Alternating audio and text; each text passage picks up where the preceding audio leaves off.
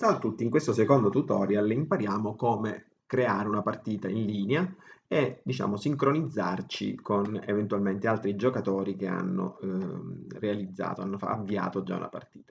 Cliccando sul modulo Tarocchi Siciliani lo abbiamo sempre ormai una volta caricato all'interno del vostro elenco di giochi o col doppio clic o sempre dal menu file, cliccando ovviamente quindi sul modulo relativo. In questo caso si aprirà come sempre perché se, diciamo, in automatico è settato così, poi si può anche diciamo, modificare.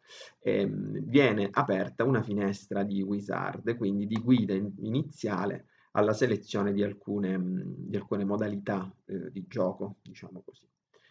In questo caso quindi le possibilità, come spiegato anche nel manuale d'uso, sono sempre tre, quindi il wizard che si apre è questo, avete la possibilità di caricare una partita salvata nel caso abbiate interrotto una partita e quindi la state riprendendo, di cercare una partita in linea e di iniziare una partita in locale, quindi per poter giocare sullo stesso computer.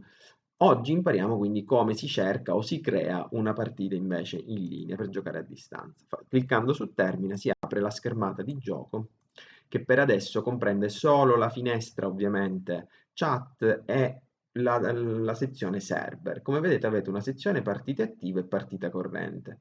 Inizialmente c'è una main room, cioè una stanza generica principale dove non c'è una reale partita creata in corso, si dice, vengono elencati soltanto tutti i giocatori che in questo momento sono in linea e che hanno aperto questo modulo in pratica.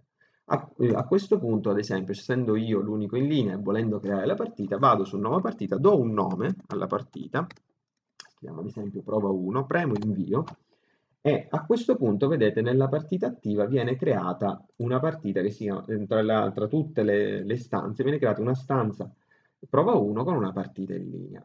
A questo punto io posso anche avviare la partita, quindi posso fare nuova partita e mi si apre l'altro wizard, quindi quello di selezione, ad esempio, del giocatore. No? Abbiamo detto che osservatore è una persona che non partecipa al gioco, può solo visualizzare quello che succede a schermo. Il primo a creare la partita convenzionalmente invece sceglierà Est perché sarà il primo mazziere, quindi gestirà lui la prima distribuzione.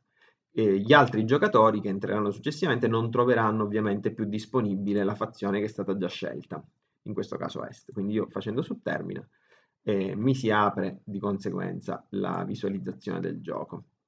Ecco qua, la finestra si apre, quindi come vedete abbiamo una visualizzazione che ci dà sempre la finestra chat, la nostra schermata di gioco sotto.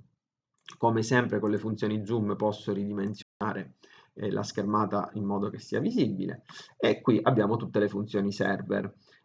Cosa faranno gli altri in pratica? Troveranno disponibile la partita per poter diciamo, visualizzare e giocare sullo stessa area di gioco, dovranno in pratica andare qui su partita corrente, cliccare sul nome di uno dei giocatori, dopo ovviamente aver fatto l'accesso alla partita, cliccare su uno dei giocatori che già sono all'interno del tavolo e premere su sincronizza.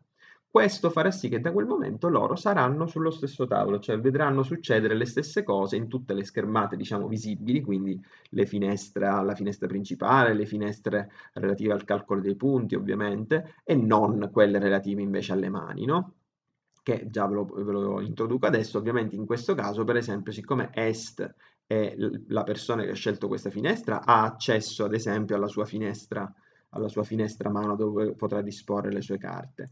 Tutte le altre, come vedete, sono inibite, cioè sono in grigio perché ovviamente non può andare a vedere le carte disposte nelle mani degli altri. Nei prossimi tutorial vedremo tutte le funzioni del gioco. A presto!